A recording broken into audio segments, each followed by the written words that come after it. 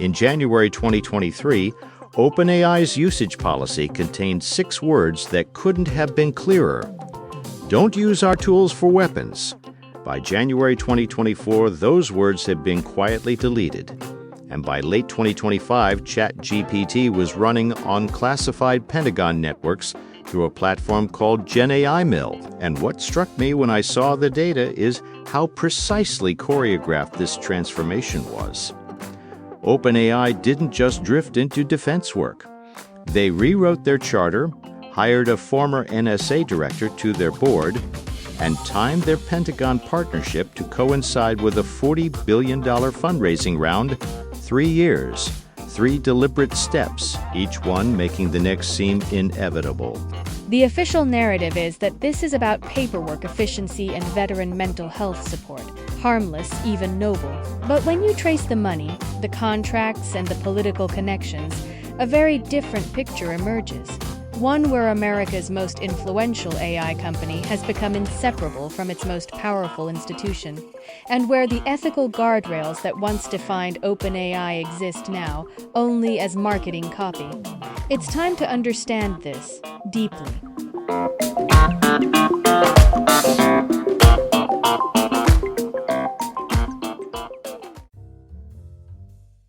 To understand what's actually happening, you need to rewind to OpenAI's founding in 2015.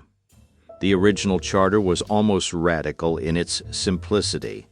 Build artificial general intelligence. Make sure it benefits all of humanity. No shareholders, no profit motive, no military entanglements. Sam Altman and the founding team positioned OpenAI as the conscience of the AI industry. And that positioning wasn't just idealistic window dressing, it was structural. OpenAI incorporated as a nonprofit. Donations from Elon Musk, Reid Hoffman, and others came with the implicit understanding that this organization existed to counterbalance the Googles and the Microsoft. The entire premise was that AI was too important to be left to corporate incentives alone. Then something shifted. In 2019, OpenAI created a capped profit subsidiary.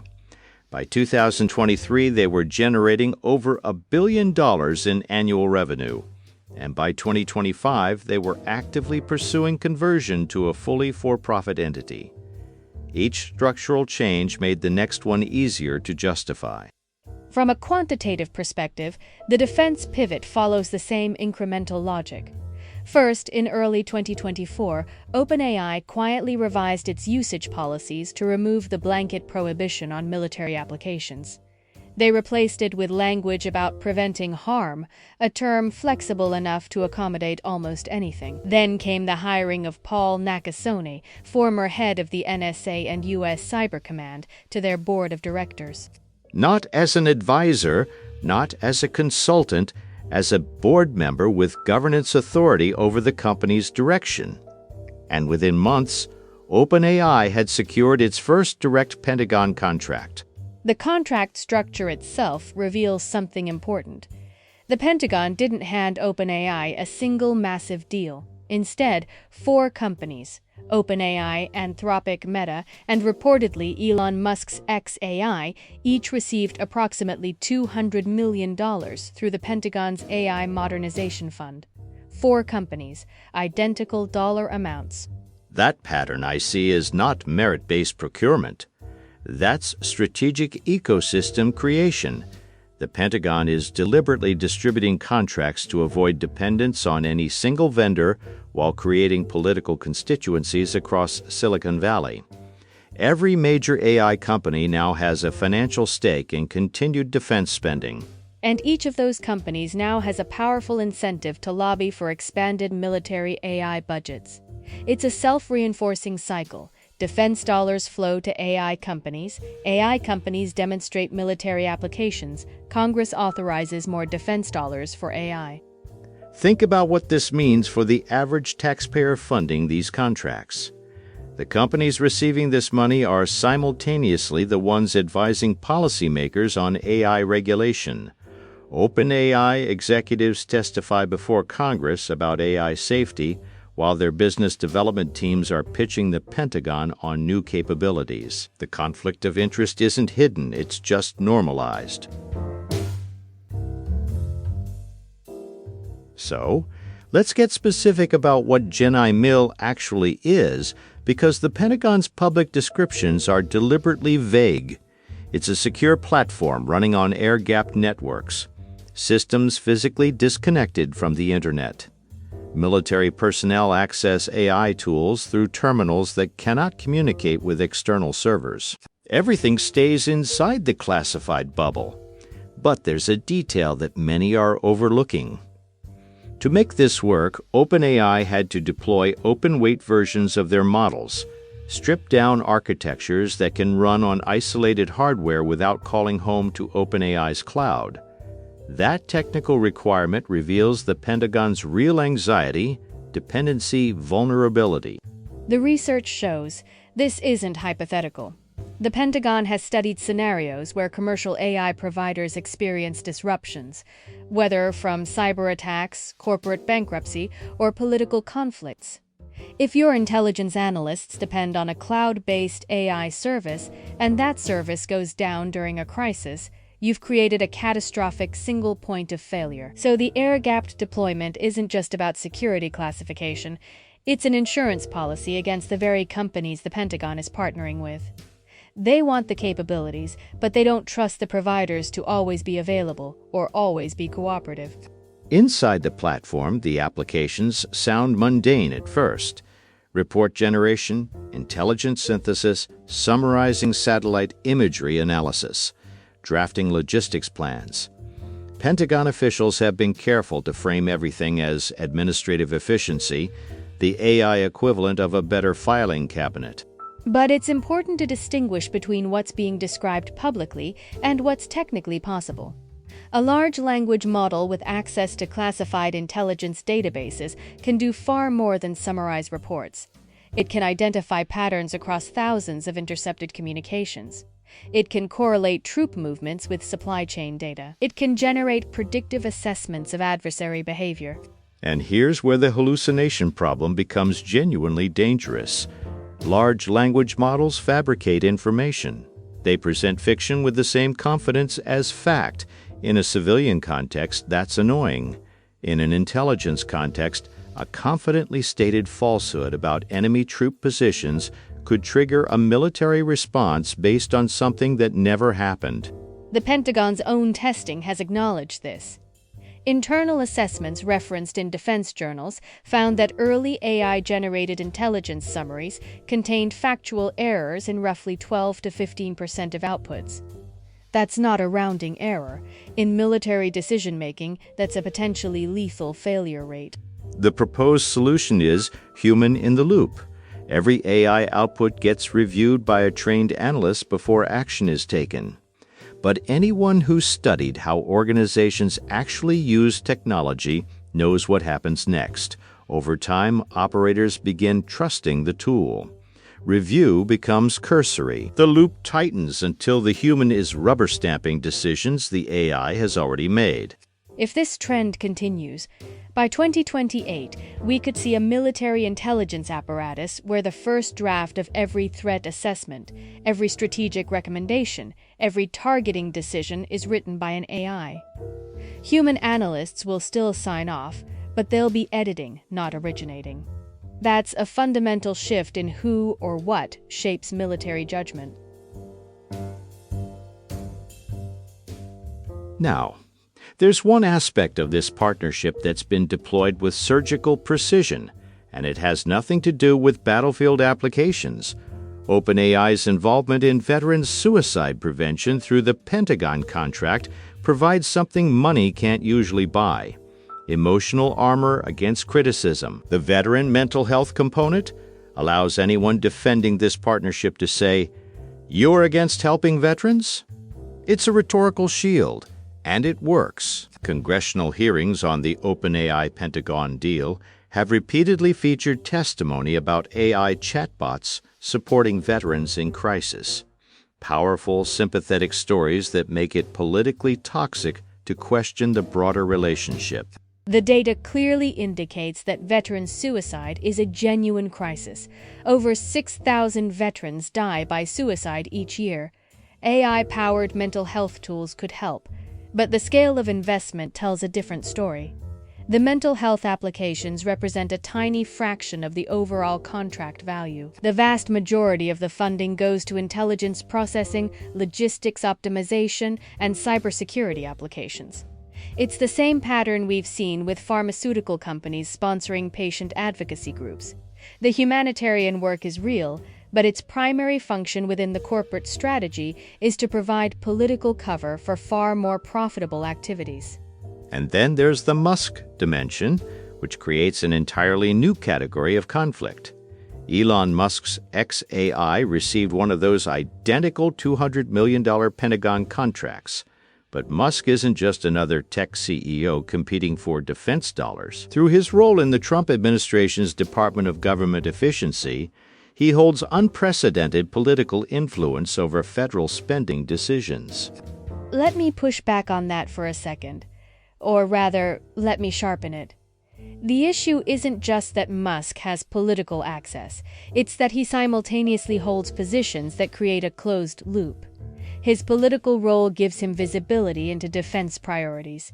His company bids on contracts shaped by those priorities, and his social media platform, X, shapes public discourse about whether any of this is appropriate. I hadn't thought about it quite that way before, but you're right. It's not a traditional conflict of interest. It's a new architecture of influence where political power, commercial interest, and media control converge in a single individual. And the existing ethics frameworks weren't designed for anything like this. The regulatory implications are staggering. Who audits these contracts when the person benefiting from them has authority over the agencies that would conduct the audits? Congressional oversight committees have raised this question, but the answers so far have been procedural deflections about recusal policies and firewalls. Firewalls that, notably, are voluntary and self-enforced. We need to honestly engage with the counter-argument because it's not trivial. The strongest case for the Pentagon OpenAI partnership comes from people who understand the geopolitical stakes better than most critics. China's military AI program is estimated to be 3 to 5 years ahead in specific domains: autonomous drone swarms, predictive logistics, and signals intelligence processing. The People's Liberation Army has integrated AI into operational planning at a pace that has genuinely alarmed Western defense analysts. If the United States doesn't match these capabilities, the argument goes, it faces a strategic disadvantage that no amount of ethical hand-wringing will solve. And the efficiency gains are real. Early pilots using GenAI MIL for scenario planning reduced planning time by up to 50%. Intelligence analysts who previously spent 8 hours processing reports could do the same work in 3. In disaster response simulations, AI-assisted coordination improved resource allocation by 30%. Dr. Elena Vasquez at Stanford has argued, and I think persuasively, that the choice isn't between military AI and no military AI. It's between military AI developed in partnership with safety-focused companies like OpenAI, or military AI built entirely in-house by defense contractors with no public accountability and no safety research culture. That's the argument that keeps me up at night, honestly, because there's real logic to it. If the Pentagon is going to use AI regardless, and they clearly are, wouldn't you rather have OpenAI's safety researchers involved than not? But that framing contains a trap. It assumes OpenAI's safety culture survives contact with defense incentives, and the evidence from 2024 and 2025 suggests it doesn't. The company lost its entire alignment team. The researchers specifically focused on ensuring AI systems remain safe and controllable. Ilya Sutskever, Jan Like, and others who championed safety left or were pushed out. The people who would have been the internal check on military applications are gone. Former Pentagon official Marcus Hale raises a different objection entirely. He warns that commercial AI dependency introduces supply chain vulnerabilities that didn't exist before. What happens if OpenAI's next corporate crisis, another boardroom coup, a major security breach, a hostile acquisition attempt disrupts the Pentagon's operational AI systems? And this connects back to the air-gap deployment strategy. The Pentagon is simultaneously partnering with these companies and preparing for the possibility that the partnerships fail.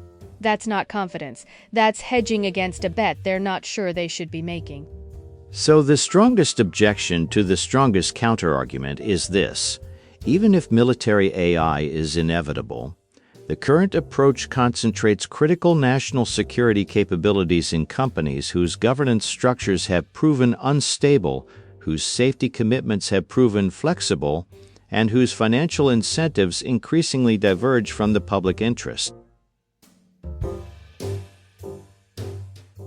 When you hold both perspectives together, what emerges is neither a simple story of corruption nor a straightforward tale of necessary modernization.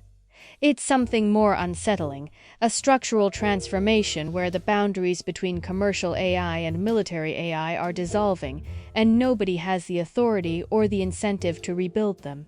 The pattern I keep returning to is the fundraising timeline. OpenAI's $40 billion raise, the largest in venture capital history, was announced in the same quarter as the Pentagon contracts. That's not coincidence. Government validation serves as a de-risking signal for private investors. The Pentagon trusts us translates directly into, your investment is safe. And the reverse is equally true. OpenAI's commercial dominance, hundreds of millions of users, integration with Microsoft's enterprise products, brand recognition that no defense contractor can match, gives the Pentagon something it desperately wants: access to the most advanced AI models without having to fund their development from scratch. The taxpayer gets the capabilities, the investors get the returns. But who bears the risk? If OpenAI's models produce a catastrophic intelligence failure, the Pentagon absorbs the consequences. If the partnership generates controversy, OpenAI can point to its safety research. If the ethical concerns prove justified, both parties will blame the other's oversight processes. Accountability has been distributed to the point of disappearing. This is the pattern that concerns me most. We're watching the emergence of what defense scholars call a military AI complex, analogous to the military-industrial complex Eisenhower warned about, but faster, less visible, and harder to regulate. The revolving door between Silicon Valley and the Pentagon is spinning faster than it ever did between defense contractors and the government. In short, the thesis isn't that OpenAI is evil or that the Pentagon is reckless. It's that the incentive structures driving this partnership make genuine accountability nearly impossible. Every stakeholder benefits from the current arrangement. OpenAI gets revenue and legitimacy. The Pentagon gets cutting-edge AI, investors get government-validated returns. Politicians get to claim they're both supporting veterans and competing with China. The only people without a seat at the table are the ones asking whether this is wise. And the international dimension amplifies everything. NATO allies are now exploring similar partnerships with American AI companies, which means U.S. commercial AI firms could end up embedded in the defense infrastructure of dozens of countries. The leverage that creates, economic, political, strategic, is unprecedented for a private company. So where does this leave us? The Pentagon's AI modernization isn't going to stop. The contracts are signed, the platforms are deployed. The question isn't whether military AI is happening, it's whether the public has any meaningful say in how it develops. The regulatory landscape is fragmented and lagging. The Biden administration's executive order on AI safety mandated risk assessments for high-impact systems, but enforcement mechanisms remain weak. Congressional bills proposing oversight have stalled in committee, and international negotiations on autonomous weapons at the United Nations have produced declarations but no binding treaties. Meanwhile, every month that passes, the technology becomes more deeply embedded in military operations, Removing it becomes harder, questioning it becomes more politically costly. The window for meaningful oversight is closing. If it hasn't already closed, If we connect these dots, a precise pattern emerges. The companies building the most powerful AI systems are also the ones advising governments on how to regulate AI, bidding on military contracts to deploy AI, and funding the academic research that evaluates AI's risks. They sit on every side of every table. Imagine for a second that you're a congressional staffer trying to write legislation governing military AI.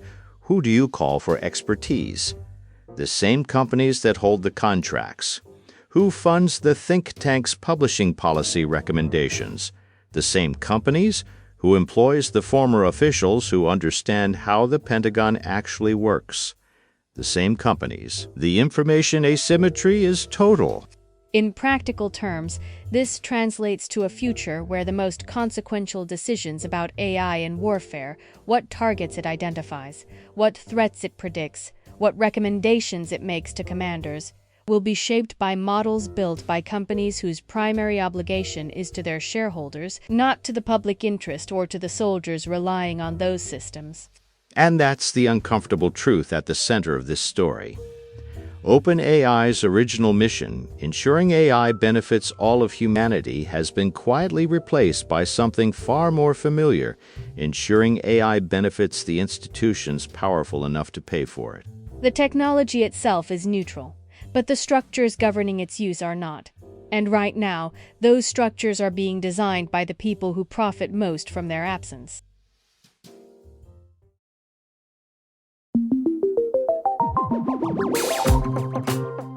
We started this episode with a company that swore off weapons and ended up on classified Pentagon networks. That journey from nonprofit idealism to defense integration in under a decade isn't a story about one company's hypocrisy. It's a story about what happens when the most powerful technology in human history meets the most powerful institution on Earth, and nobody with the authority to set boundaries has the incentive to do so. The question this partnership forces us to confront isn't technical, it's democratic. Who decides how AI shapes military power? Right now, the answer is the companies that build it and the officials who buy it. Everyone else. The soldiers who depend on it, the civilians affected by it, the taxpayers funding it, learns about these decisions after they've already been made. If this story matters to you, and given that your tax dollars are funding it, it should. Share this episode. Push the conversation beyond the Pentagon's talking points, and come back to Deeply for the reporting that follows the money, the power, and the decisions being made in your name. I'm Alex. And I'm Sarah. Thanks for listening.